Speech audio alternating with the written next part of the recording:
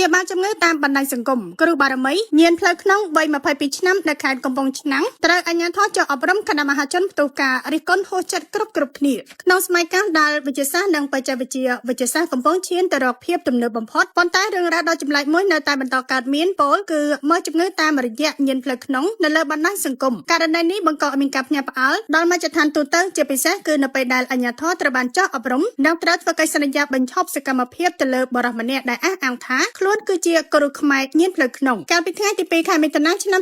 2026កន្លងទៅមន្ទីរធម្មការនិងសាសនាខេត្តកំពង់ឆ្នាំងសហការជាមួយនឹងអាជ្ញាធរស្រុកទឹកផុសបានចុះត្រួតពិនិត្យទៅលើករណីលោកផុនកុម្ភៈវ័យ22ឆ្នាំដែលមានអាជីពជាគ្រូខ្មែរមើលជំងឺតាមផ្លូវក្នុងសកម្មភាពនេះបានក្លាយទៅជាមេរៀនមួយបង្ហាញថាការប្រើប្រាស់ជំនឿមិនសមហេតុផលនៅលើបណ្ដាញសង្គមដើម្បីរកស៊ីក្បែរព្រំដែននៃច្បាប់គឺមិនអាចបន្តទៀតឡើយមហាជនខ្មែរជាច្រើនក៏បានបង្ហាញអំពីការហួសចិត្តយ៉ាងខ្លាំងដោយពួកគេបានលើកឡើងថាការព្យាបាលជំងឺតាមរយៈញៀនផ្លូវក្នុងនៅលើ TikTok ឬក៏ Facebook គឺជាទង្វើដែលមិនគួរបង្កើតឲ្យមាននៅក្នុងសង្គមទំនើបតែជំងឺរាងកាយអាចព្យាបាលដោយគ្រាន់តែមើលតាមរយៈកញ្ចក់ទូរស័ព្ទបានដោយរបៀបណាប្រជាពលរដ្ឋមិនបានបញ្ឈប់ការទាមទារត្រឹមតែការអប់រំមួយកន្លែងនោះទេប៉ុន្តែពួកគេគឺទាមទារឲ្យអាជ្ញាធរបន្តតាមដាននិងចាត់វិធានការដាច់ខាតទៅលើគ្រូអបិយជំនឿជាច្រើនទៀតដែលកំពុងតែរីកដុះដាលដោយផ្សិតនៅលើបណ្ដាញសង្គមដើម្បីកុំឲ្យប្រជាពលរដ្ឋខ្វះព័ត៌មានធ្លាក់ខ្លួនទៅជាជនរងគ្រោះនៃការចាច់បោកការចាត់ធ្វើកិច្ចសន្យានេះគឺជាសារព្រមានមួយទៅដល់បុគ្គលដែលកំពុងបំរុងប្រើប្រាស់ជំនឿឬក៏ការលើកឡើងពីបារមីផ្លូវក្នុងដើម្បីកេងចំណេញពី